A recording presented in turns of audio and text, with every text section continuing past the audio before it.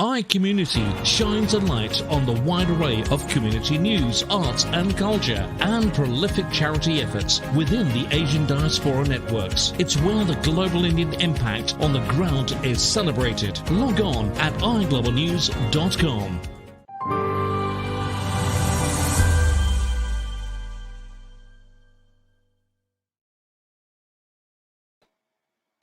Hello and welcome to today's session of the Living Bridge Conversations, the live series brought to you by iGlobal, your multimedia hub for all global Indians.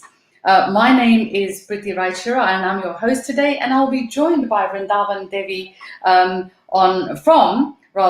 OMNOM Studio. So please welcome Vrindavani Devi to the show. Hello. Vrindavani Devi, namaste, namaste. How are you? I'm very well, thank you. आप कैसे हो? Maybe ठीक हो, हिंदी भी आती है आपको. Wow, very, very impressed. I am so impressed. Do you speak fluent Hindi, Vrindavani Devi? नहीं, छोटी छोटी मेरी जैसी. मुझे भी थोड़ी हिंदी आती है, लेकिन आप जैसी नहीं. It's such a pleasure to have you here on the Living Bridge Conversations brought to you by iGlobal News. A very warm welcome to you.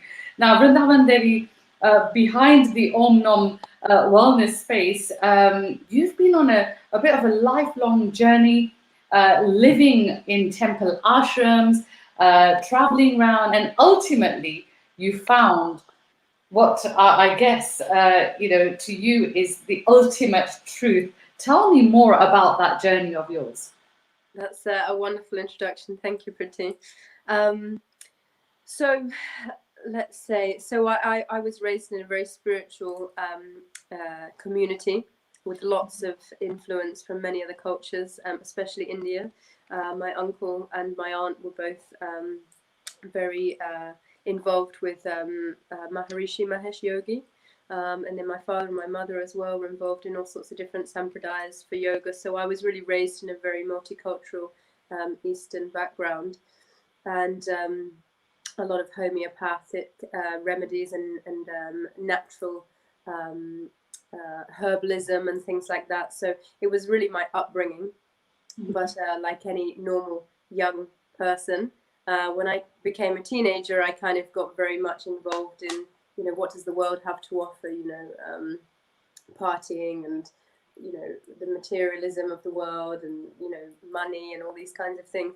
And of course, I had a great time. It was fun while it lasted. But the thing is with these things, it's temporary pleasures. We say in Sanskrit, Priya and Shreya, Priya was like, we have the instant gratification. It's very sweet in the beginning, but later it's very bitter.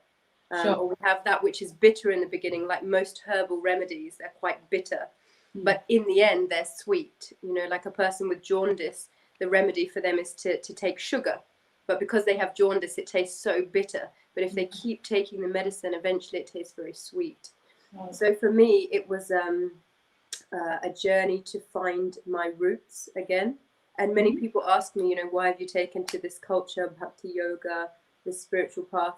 And I always say to them, it's not that I've changed my culture. I've just gone back to my original culture, back to my roots, back to all of our roots. Back to your roots. So tell us more about this, the bhakti yoga path that you follow, and of course you've got qualifications now in Ayurveda as well. And how does that actually make you who you are, and how did your actual OMNOM Studios come about?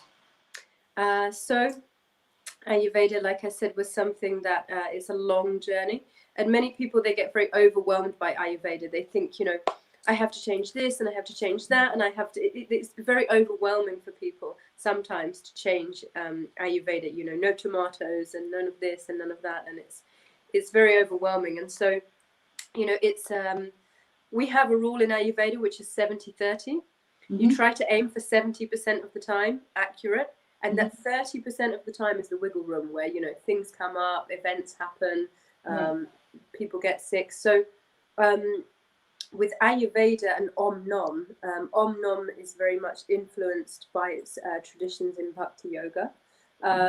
So their kind of story is that the OMNOM brand represents a unique collaboration for wellness, encapsulating a modern day approach to eating and well-being, whilst building a community of change which appeals to yogis and foodies alike.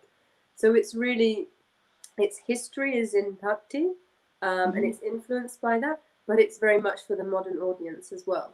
So you might not be eating, say, khichdi or rice and dal, you know, every day, but then on the weekends, you know, if you try to eat quite austere Monday to Friday, say for example, and then you go out on the weekends, somewhere like OMNOM is like the perfect choice. So tell us more about this OMNOM, because it's not just a place where you can go for a bit of Bhakti Yoga, and you know, maybe chant. Is that what you do at OMNOM Studios? And then of course you can have a nutritional meal there as well. Is that right? Absolutely. I mean, I wouldn't say that the menu is entirely nutritional in the sense that it's you know, it's not lots of raw foods and things like that. It's you know, it's they have burgers on there, you know, and they have amazing like dumplings and Vietnamese pancakes and rostis and jackfruit and things. So it's quite an indulgent menu, Right. but it's healthy as far as indulgence goes. And so, you know, OMNOM, it's inspired by Eastern philosophies and diets, but OMNOM aims to bring you that divine lifestyle in today's modern setting, you know, and it's influenced by yogis, gurus, and rooted in Bhakti Yoga from the Krishna tradition. OMNOM is a grassroots movement, and it focuses on building a community of positive change, and they're a charity that sets out to create a healthy belly, body, mind, and soul. Sure. So for somebody like me, you know, who hasn't actually had the privilege of coming along to your studio at OMNOM, what can I expect when I walk in through the doors? What happens? Do I go straight to the studio? Do I start to participate in a yoga class and then maybe go for a meal? What can I expect? Absolutely. So that's the beauty of OMNOM, is that on every level there's something to be involved with. So usually what people do is they come into the restaurant and they have, you know, a delicious dinner, and then they'll maybe go for a kirtan on a Friday night, which is upstairs in the studio. And then, you know, we also have events and things like that. So we have corporate events for, you know, things from dentistry to hypnobirthing workshops. Then, you know, just a couple of days ago, we had a book launch for a mindfulness journal with some wonderful people in the industry. So it's really, it just caters for everyone. You know, there's just something for everyone. You can do a yoga class, or you can be in a book group, and then you can go and have a chai tea latte, or you can have, you know, an Ayurvedic kapha balancing or pitta balancing latte, you know. So it's very much one for all. Yeah, I mean, you just touched upon that you have corporate events there, and what you're describing is very authentic. And you know, you've obviously been brought up with that, you know, Eastern culture, and followed the path of Bhakti Yoga along with you know, Ayurveda through your family heritage. But how does that go hand in hand with the busy lives that people live today? And you've just mentioned that you have corporate events there. Are people from the corporate community quite taken back by what you've got to offer? Yes, and it's, you know, it's interesting. So we just had an event this weekend, which was a music event, and there's a huge audience of people there. You know, we had 100 people there. And usually they go to these last-minute events where they bring their own alcohol. And we're one of the very few dry licensed venues in London. So we don't allow alcohol, we don't allow BYO, nothing. And there was one stand-up poet who did some poetry, some live audience poetry. And she said it was such a breath of fresh air that the audience, for the first time, you know, they weren't just inebriated. They were actually paying attention. Wow. And the audience didn't know what to expect necessarily. But as soon as you walk in the door of OMNOM, that bhakti tradition, it's there. And even if you came not with the intention to, take your shoes off, do some mantra meditation, get involved in any kind of Ayurveda, what to speak of chanting, but that spiritual atmosphere, it exudes from the front door. And so even our corporate businesses, they take inspiration and they feel, wow, what a breath of fresh air. Sure. Sattvic So, environment. you don't have to be initiated, to visit OMNOM. And for those people that come from the corporate world that would like to, visit the place, maybe even switch off from everyday life for a few moments, I guess OMNOM is the place to visit, right? Absolutely. We the only initiation that's required is to have an OMNOM burger just once. Yeah. I'm going to have to definitely take you up on that, Vrindavani Devi. I'm going to have to visit OMNOM at some stage just to take you up on that offer. But we are going to go towards a little break. But just before we do, I'd just like to remind the viewers that this is their show. And if any of you have any questions at all, do post them and we will try and pick them up throughout the course of today's interview with Vrindavani Devi. And of course, I must apologize for starting a little bit late. You know what it's like when you have a live show, these technical difficulties always occur. And of course, Vrindavani Devi and myself, we're not even in the same studio. So these things happen. We have to rely very much on technology. But for now, we're going to take a little break. iGlobal Radio is the brand new hub of podcasts for and about global Indians. News, views, interviews, wellness, money matters, and much, much more. Tune in to iGlobal Radio at iglobalnews.com.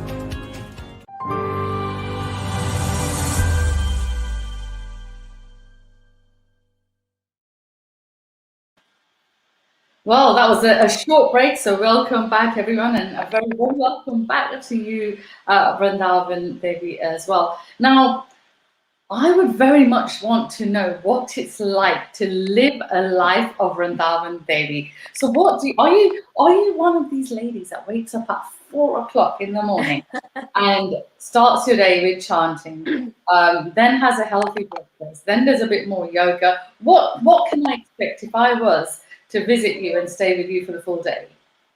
Absolutely, that's a lovely question. Thank you. So I just want to say as well, this is maybe my disclaimer moment, but with Ayurveda, especially something that's helped me more than anything is to appreciate that it's a long-term journey. There's no end, and we don't say in Ayurveda there's any right or wrong, there's no good or bad, there's only time, place and circumstance. What choices are you making that nourish you in this moment? And I just want to give a quote from one of our great acharyas of Ayurveda, Dr. Vasant Lad, who's influenced the teachers of mine in Ayurveda. He says the state of ill health is a moment-to-moment happening. Healing is moment-to-moment balance, bringing awareness to your thoughts, feelings, and emotions and how you respond. So Dr. Vasant Lad is the author and founder of the Ayurvedic Institute. And, there's a 70-30 rule that 70% of the time, so 5 days out of 7, you try your best to maintain a sattvic, sadhika, regulated lifestyle, because that brings peace. It brings peace, it brings clarity, it brings the mode of goodness. So I generally wake up about 5 a.m. When I was in the ashram, I would wake up at 4. So since I've moved out of the ashram now and I live in a home and things like that and have full-time work and family responsibilities, I wake up between 5 and 6, say. And then I do my japa mala, I chant, I read some spiritual literature. I have a wonderful breakfast of steamed apples with dates and spices. Then if I can, I'll do some yoga asana, depending on what time it is. Otherwise, I'll do it later in the evening. And then I'll do my work. I try to utilize the times in Ayurveda of the day. So between 6 a.m. and 10 a.m. and the evening is kapha time. So this is the time when the body is very heavy. So it's better to do the opposite, because in Ayurveda, opposites bring balance. So do something physically active. So then vata time kicks in from 10. So this is a good time to sit and do, you know, your administration, your emails, phone calls, things like that. And then from 12 o'clock, I'll have lunch. Generally, I'll have khichdi most days, Monday to Friday. And then, of course, on the weekends, I indulge in a burger at OMNOM. And, you know, I might see my in-laws, my family, who will cook something, you know, spicy or fried sometimes, sabzis or, you know, things like that. And it's lovely, you know, because there's not so much pressure. So that's really my day. And then whenever there are any events at OMNOM, then I'll run those and go about my day. So that's my day. So you mentioned khichdi. And khichdi is very, very well known. It's very well known for Gujaratis, but also, you know, but for also other communities as well. Now, to a lay person, you know, if you were to introduce khichdi into their lives, how would you describe khichdi? Would you just say it's a rice dish with a bit of lentils? And what, you know, are people a little bit alarmed? Isn't it boring to eat khichdi every lunchtime? How do you actually make it more interesting? Sure, that's a good question. So khichdi is actually a very special, very rare dish that actually is very favored by yogis, women who are postpartum, anyone who's infirm or in a compromised health state. It detoxes the body wonderfully. It nourishes all the dhatus, the tissues. And actually, when you take rice and dal, this makes a complete whole protein. Also, in order to be fully satisfied from a meal, meaning that afterwards you don't have that craving for something sweet or, you know, a drink or a dessert or something else, you know, maybe a bit more unhealthy. Because if you have all 6 tastes, salty, sweet, sour, astringent, bitter, pungent, then that means that you have all 6 tastes within one meal.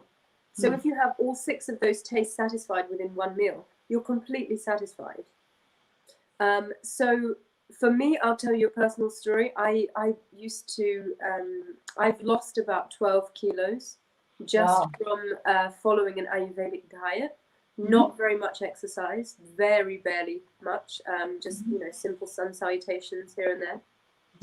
And eating 3 proper meals a day at regulated proper times. Because if you look at a baby needs regulation to survive. But when we become adults, we get so involved with all these other external stimuli that we forget our internal routine. The body, the digestion needs, the fire needs to be kept going, Agni. So khichdi is non-taxing on the digestive system, and it fully nourishes you, fully satisfies you, and it's just an all-round incredible dish. So to make it more interesting, you can make all sorts of vegetables included in it, which are seasonal, delicious, tasty. So yeah, there's so much that you can do with khichdi, and it's just so delicious. So you would just steam the khichdi like you would rice. You would add, I guess, very little spices, maybe a bit of haldi with some salt for taste, and then you can add whatever kind of seasonal vegetables, maybe some carrots, potatoes, green beans, whatever is available. You can chop them up and put them in your khichdi. Is that right? Absolutely. And you can really tailor make it for the whole family as well, because you can find out what vegetables are suitable for your dosha. And you can cook khichdi according to your own dosha, or you can even make it tri-doshic, so it suits everybody. So what do you mean by osha? What would you mean by that? Your dosha means constitution, so your bodily makeup. The body is made of what we call the Mahapanchabhuta, the 5 elements: earth, fire, water, earth, space. So every body is made up of a combination of these elements: vata, pitta, and kapha. Okay. So how would I know what kind of khichdi would suit me, for example? So first things first, I mean, I can't tell you more enough that you can't beat seeing an actual qualified Vaidya, you know, an Ayurvedic doctor, to get a specific recommendation and analysis of your dosha, your constitution. Mhm. Because they bring in other things like pulse diagnosis, eye diagnosis, so many things. But if you just want a quick fix, that will put you in the right direction. Actually, Panyan Botanicals, which is a great company, they have a lovely online quiz, and you can take that and answer a few questions and find out basically your constitution. And then it gives you very helpful tips. There's so much online to help. Wow, I mean, that sounds absolutely amazing. I mean, you are enticing me to come and visit you more and more, not just because I'm a foodie, but also the fact that I would absolutely want to know more about how I can lose 12 kg like how you have without doing very little, without doing much exercise, but also, I guess, healthy eating along with Bhakti Yoga, Ayurveda. Like you started off by saying, it's very much a long-term plan, and you've got to kind of introduce it into your life so it becomes a part of your everyday life. Is that right? Absolutely. You shouldn't be in a situation where you're, just, it's so frustrating. Yeah. Nobody's saying you should just cut out everything. This is actually two sides of extremity. There's indulging too much and not indulging enough. Eating too much is just as bad for you as eating not enough. Bhakti Yoga, Ayurveda, everything is all about balance. It's that sweet spot in the middle where you're not just completely depriving yourself. It doesn't mean that on those 2 days of the weekend you shouldn't go and have some fried food or something like that. There's nothing wrong with that, but you have to constantly ask yourself, am I making choices based on what's nourishing for me? And if you feel at a certain point, this meal with my family and friends, this birthday cake, it's nourishing for me. It's encouraging happy, healthy relationships in my life. Nobody's going to tell you you're wrong for that. But if you can regulate it in such a way that the majority of the time you're eating more healthily and more balanced, then this is good. And how does Ayurveda and veganism, how does that work, Candy? Because veganism seems to be a growing trend at the moment. And more people are becoming a lot more health conscious. But in terms of Ayurveda, there's a huge influence when it comes down to ghee, for example, and milk from a cow. But how does that go hand in hand with this growing trend of veganism? Sure, it's a really great question, and it's a big question for many people. Again, it comes down to your personal decisions. It's not a dictatorship. Linda McCartney once very famously said that if all slaughterhouses had glass walls, then everyone would be vegetarian. It's a fact. I know for a fact that when anyone has ever gone vegetarian, people say, "What do you eat?" But you look at India, for example, it's been vegetarian since the beginning of time, and nobody has suffered from not eating meat in those situations. But we eat meat because of the tongue. We want to taste, and it's culturally accepted, and it's we're following culture and modernism and trends rather than that's what I mean about, are we doing what's really nourishing for ourselves? So veganism, like anything, it's sometimes it's two sides of the same coin. There's indulgence in meat eating, and then there's veganism. So the middle line is, in many ways, vegetarianism, lacto-vegetarianism. It doesn't include eggs. So in Ayurveda, it says nothing is good, nothing is bad. It's all about time, place, and circumstance. If you look at the ancient texts in Ayurveda, they recommend bone broth. They even say that meat can be eaten. But if you're looking at it from a spiritual perspective, ahimsa, non-violence, we believe in not taking a life or causing suffering to others, including animals. So you have to ask yourself, in my day-to-day practices, how much am I trying to bring non-violence into that? How much am I eating for the tongue rather than what's nourishing me? So ghee is one of the best, most healing substances, and so is milk. Milk is actually one of the few food substances that nourishes all 7 dhatus, tissues of the body, instantly. Most foods take, a good amount of time to be absorbed by the body, but milk is instant. So for health reasons, ghee and milk is obviously the best choice.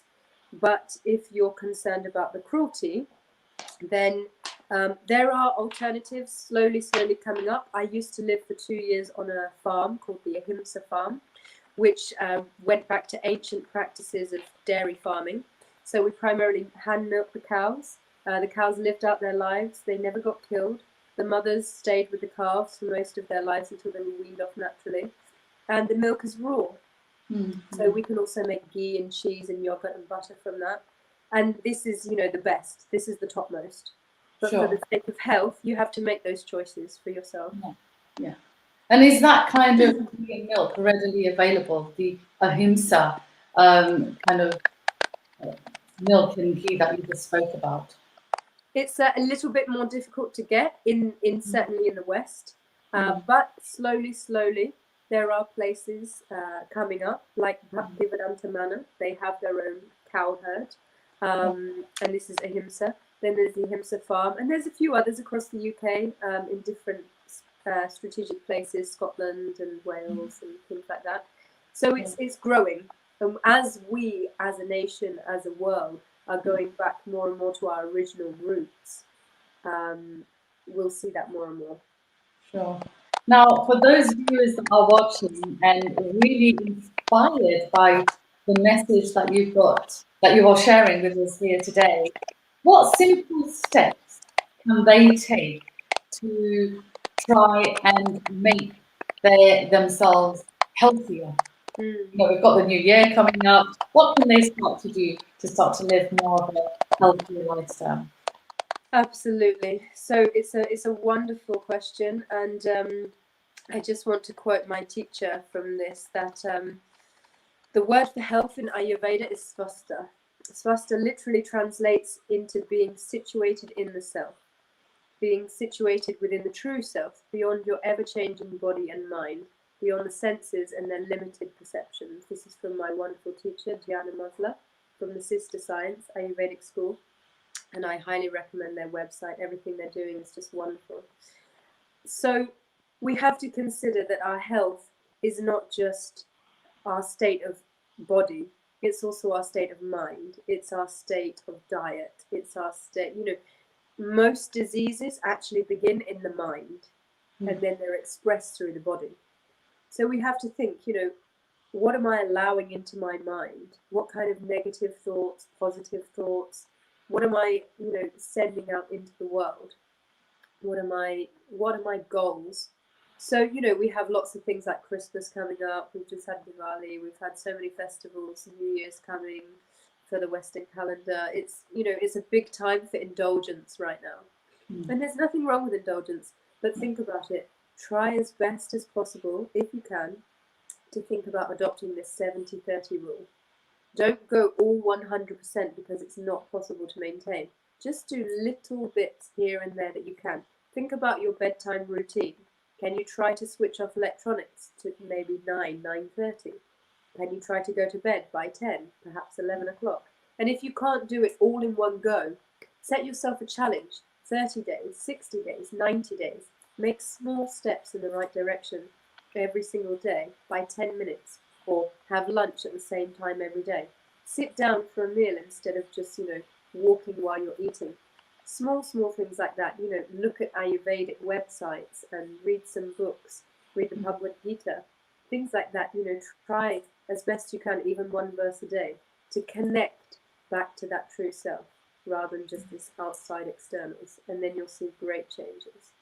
Great changes. Well, I know certainly where I'm going to be coming to make those changes when down there. But for now, we're just going to go for a short break, and then we are going to take some questions from some of our viewers. So if you have got any questions, do send them in, and right after the break, we will go towards them.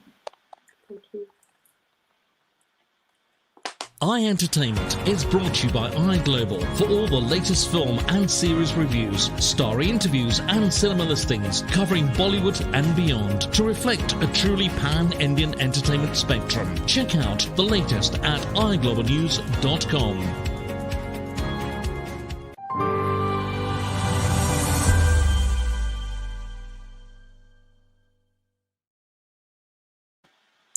Well, welcome back to the show. I do believe that our technical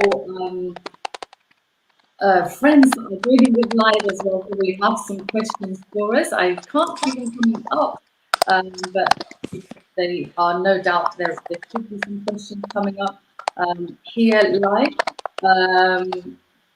Okay.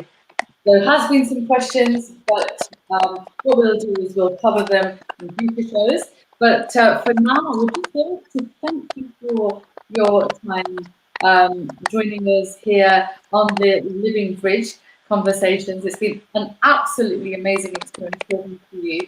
And, you know, one of these days when I'm visiting London, I will pop in to you because I'm actually really intrigued to find out more about the life of not just Vrindavani Devi, not just for you, but also for myself. I would love to kind of, sometimes it's always nice to enter into the studio, like you mentioned, to switch off from everyday life, do a little bit of chanting, and of course to have a nice a meal among friends, among people to at that spiritual level. It's always nice to meet people like that. So I'd like to thank you so much for joining us here on iGlobal, the Living Bridge Conversations, and no doubt we shall speak to you again in the future. Thank you so much for joining us. अच्छा लगा, धन्यवाद. Namaste. Well, from me, Pretty Writer at iGlobal News, I'd just like to thank you all for joining us here on today's show. Tomorrow we will have yet again another topic, and I believe tomorrow is going to be all about the legal and the political sphere that we are living in at the moment. But from me, Pretty Writer, good night. Have a lovely day, and of course, if those of you that want to watch today's video once again, it is available on Facebook and of course on iGlobal YouTube page. But from me right now, Priti Rai Shura, namaste.